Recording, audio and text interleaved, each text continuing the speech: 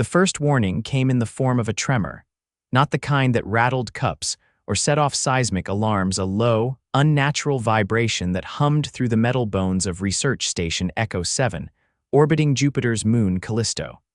At first, the crew thought it was a systems glitch. Then the outer cameras picked up movement. Not a meteor, not a ship broadcasting any known signature. It was silent, angular, and wrong. Miles Meriden was halfway through recalibrating the station's spectrograph when the alert klaxons began. He dropped his wrench, shot a glance at the console, and bolted for the central observation bay. "Wendy," he shouted over the comms as he ran, his boots thudding against the corridor plating. "We've got incoming, not human." Dr. Wendy Alera's voice came back, clipped and focused, already on it. "Auto defense grids powering up. Whatever that thing is, it's not answering hails." By the time Miles reached the bay, the thing had docked without permission. It didn't look like a ship, more like a shard of obsidian with limbs. It latched onto the station's hull like a parasite. One of the arms punched through the outer airlock with surgical precision. The breach alarms screamed. "Seal off sections Gamma through Delta," Wendy ordered. From the other side of the control room, she tapped furiously at her console. Her short auburn hair was damp with sweat.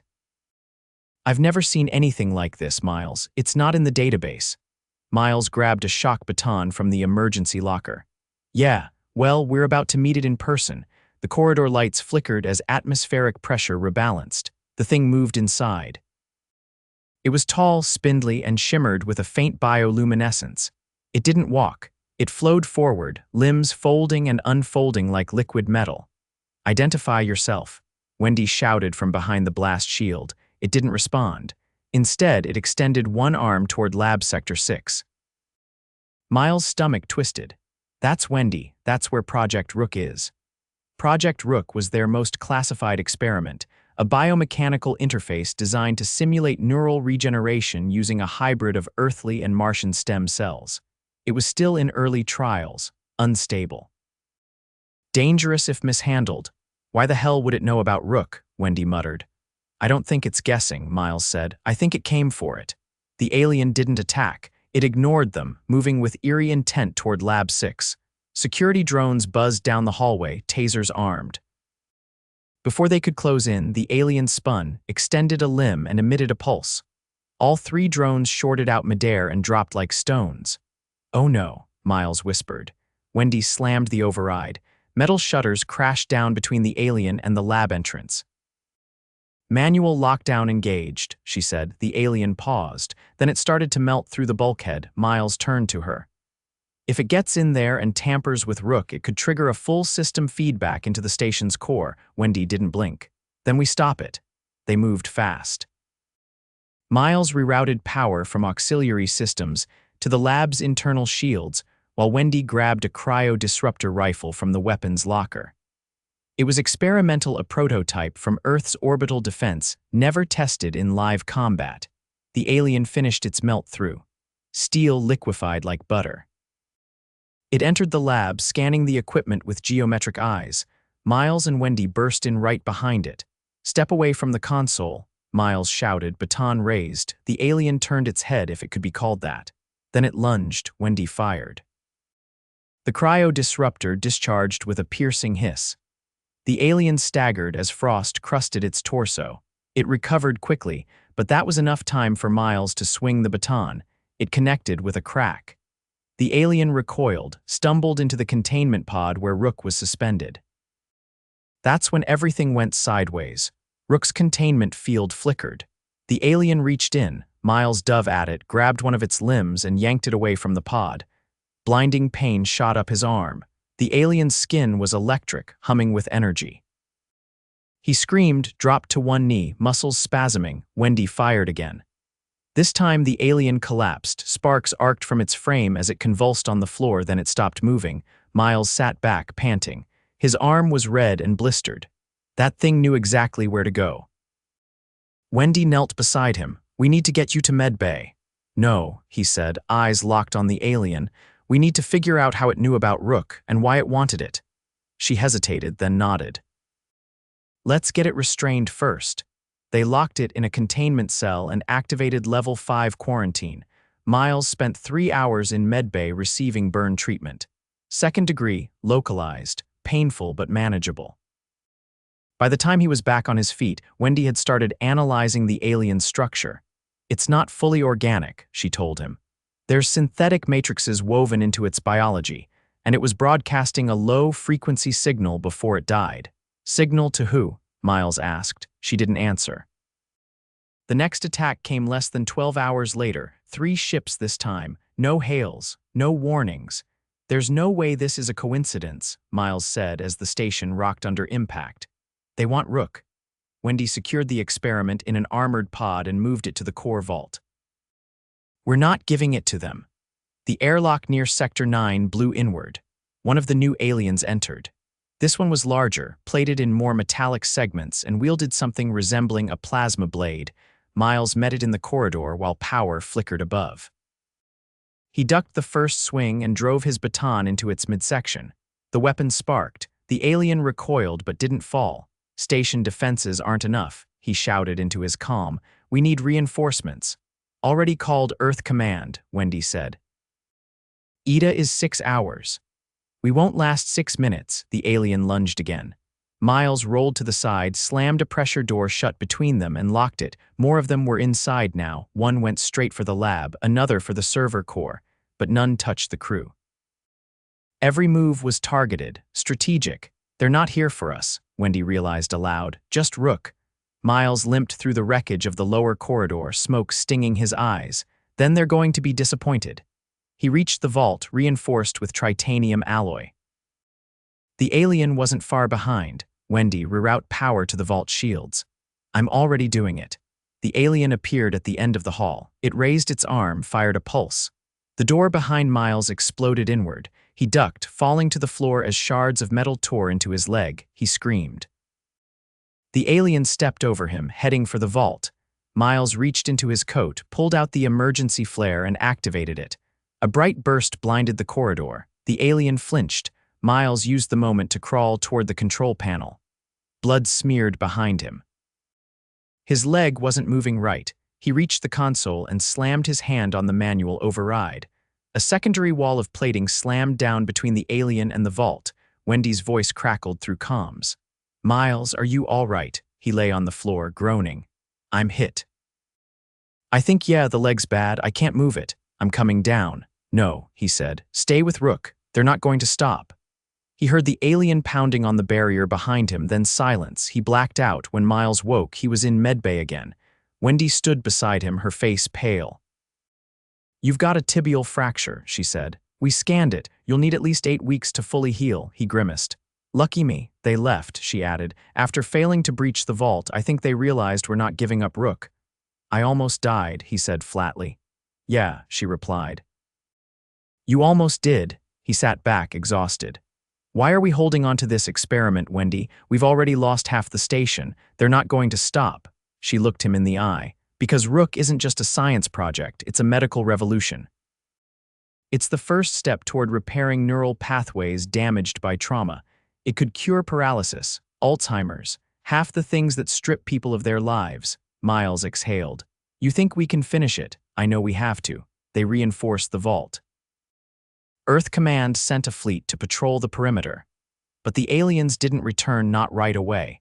And every day, even with Miles in a brace and crutches, the work on Rook continued, because Earth didn't surrender experiments, not even when the galaxy demanded it. Miles clenched his teeth as the joint brace hissed, tightening around his leg. The medbay's auto-fabricator had finished printing the custom orthotic an hour ago, and Dr. Chen had insisted on fitting it immediately. He didn't argue. Not because he liked being poked or prodded, but because walking beat lying flat staring at ceiling tiles. "You'll get partial mobility back within a few days," Chen said, adjusting the pressure dial. "But if you try to run, the brace locks and you drop like a sack of potatoes." "I'll keep the hero sprints to a minimum," Miles muttered. Chen didn't laugh.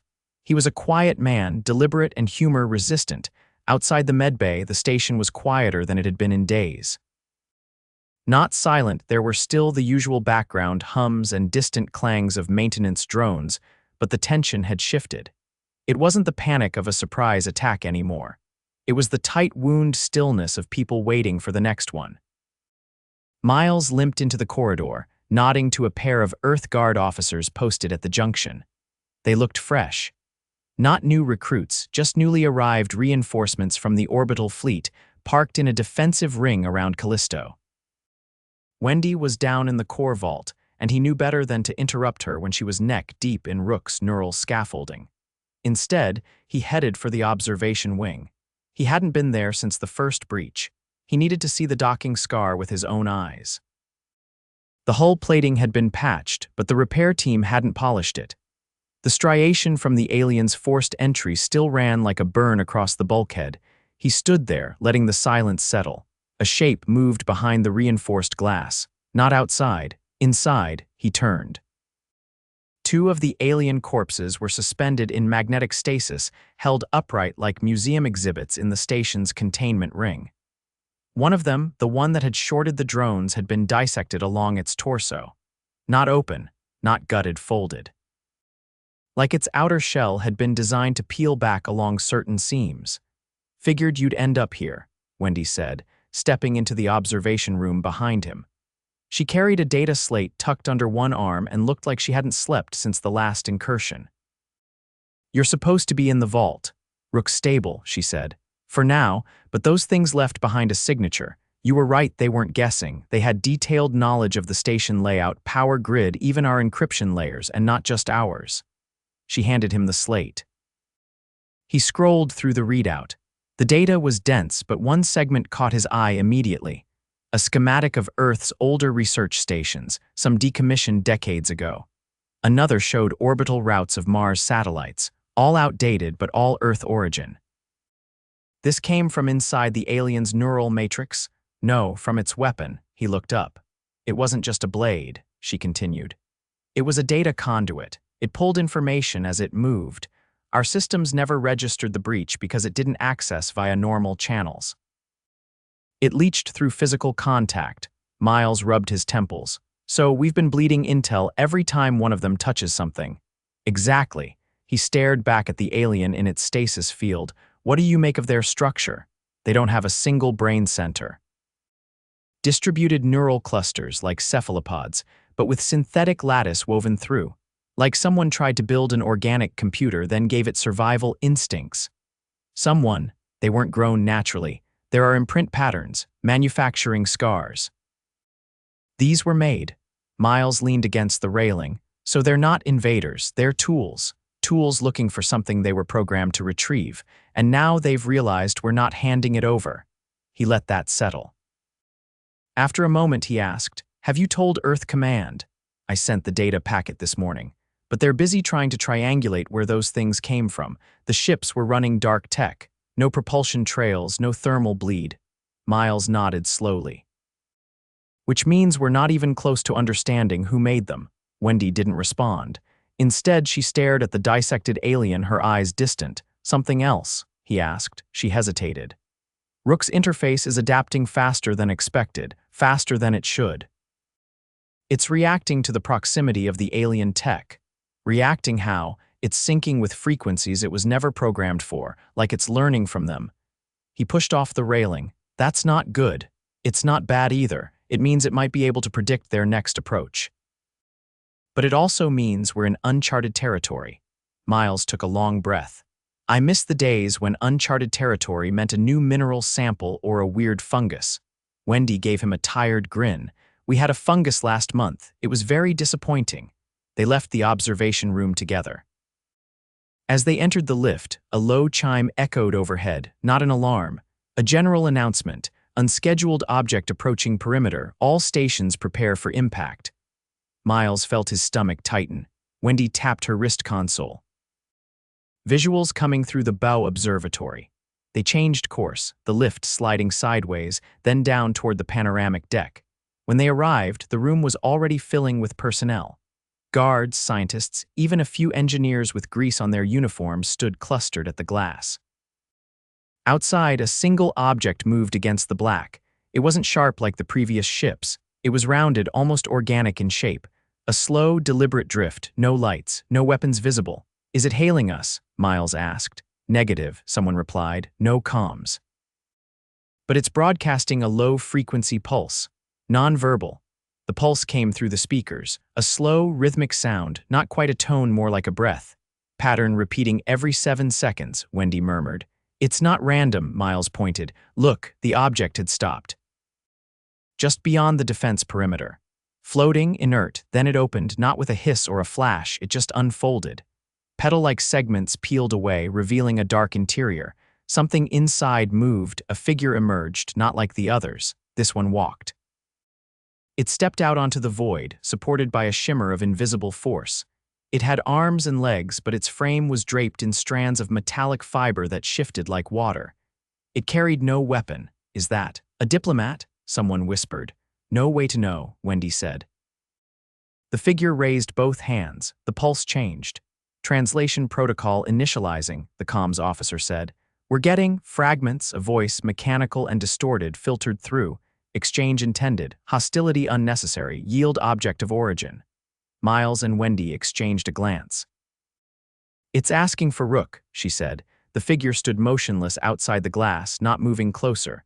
The station commander's voice came over the PA. All personnel stand by, no engagement unless ordered. Science team to comms center. Wendy turned to Miles. We need to stall it. If Rook's adapting, it might decode more of their data. That might tell us what they're really after. Miles gritted his teeth. I'll talk to it. You can barely walk.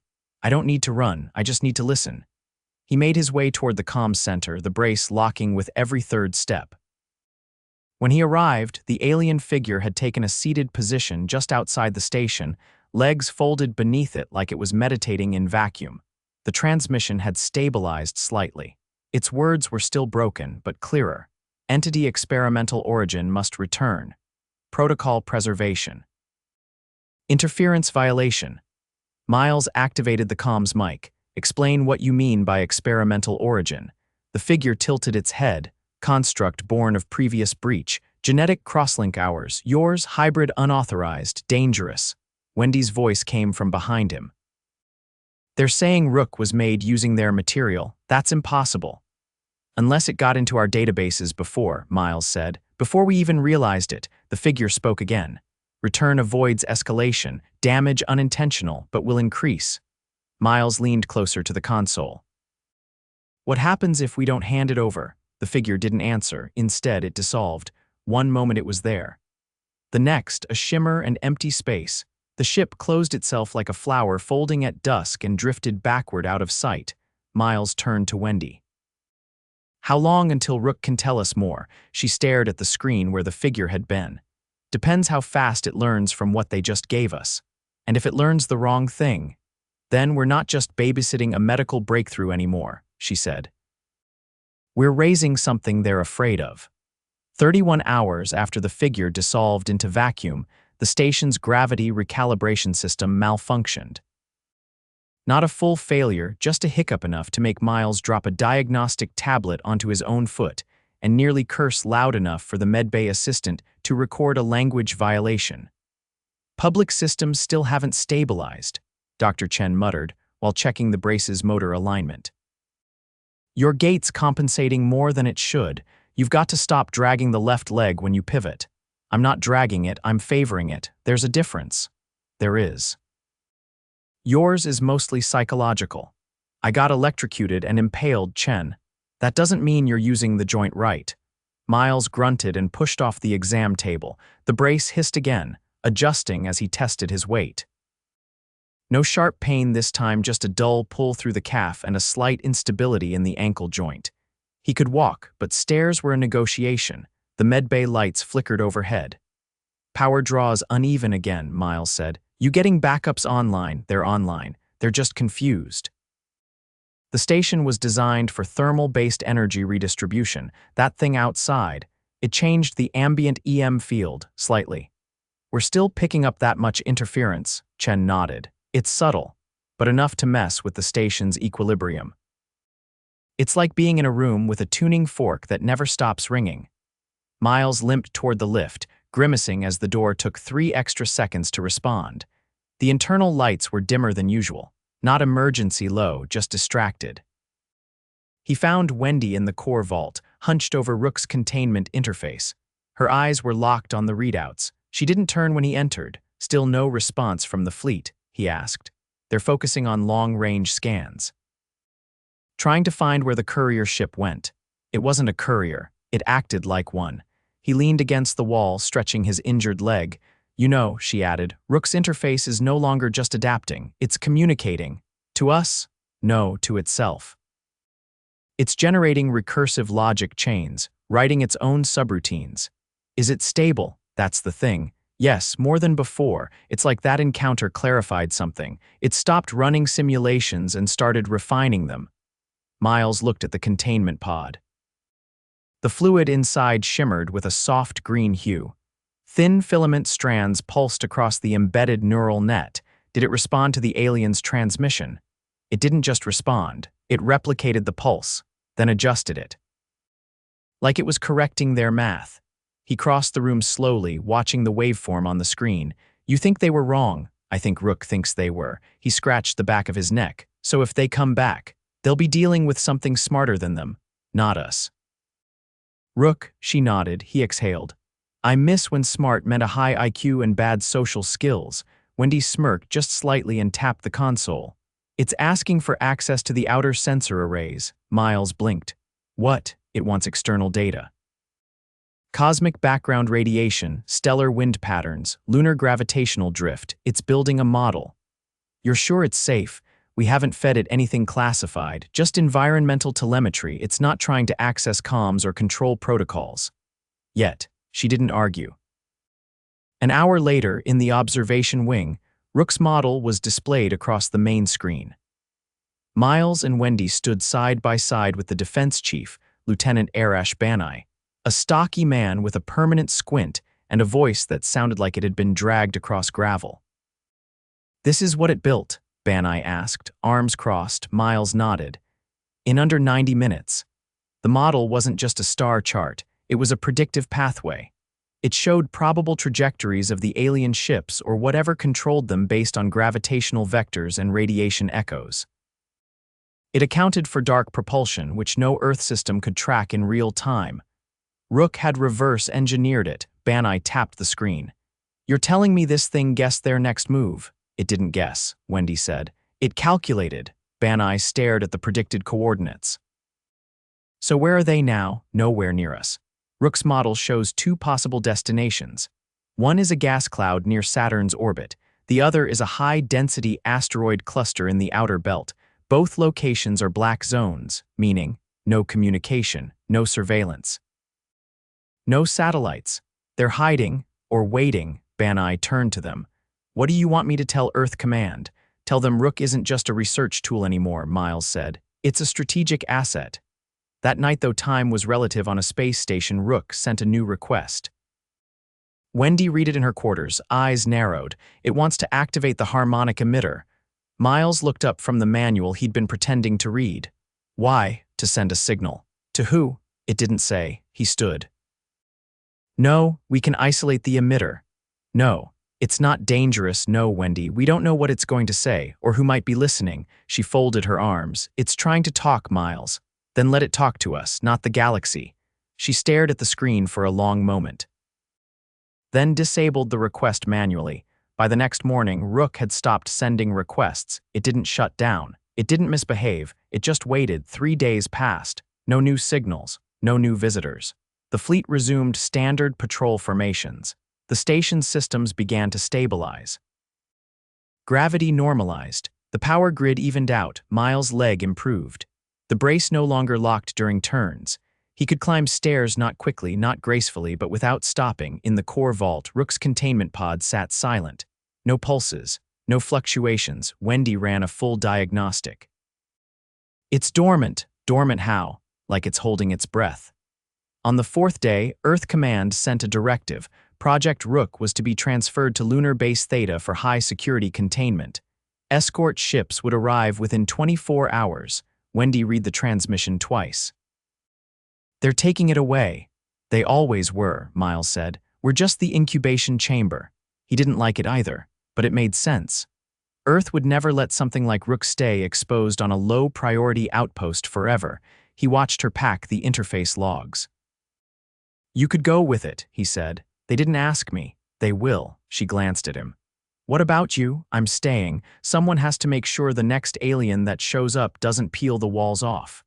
The next day, the transport vessel docked without incident. Rook's pod was transferred under armed escort, no resistance, no pulse. As the ship detached, Miles stood in the observation room, one hand braced against the glass. "That's it?" he asked. Wendy nodded. "That's it," he exhaled. "We didn't exactly win." "No. But we didn't lose either." They watched as the vessel disappeared into the dark. "Think it'll be safe on Theta?" he asked. She gave a half shrug. "Safe enough until Earth decides what to do with it." Assuming it doesn't decide first, neither of them laughed. As the silence settled, the station lights flickered, once then held steady. Later that evening, Miles returned to the medbay for his final checkup. Chen scanned the leg, grunted approval, and removed the brace. "You're clear to walk without it," he said. Miles flexed his foot. "No pain." "Thanks, don't get shot again." "I'll try." He left the medbay and stepped into the corridor. The hum of the station felt different now. Not louder, not softer, just aware, like the air remembered. He made his way to the observation bay one last time. Nothing out there, just stars. And the memory of a strange figure sitting in silence, waiting. He didn't know if Rook had changed something in them or if they had changed something in it. But either way, it was gone. And Earth still held the line.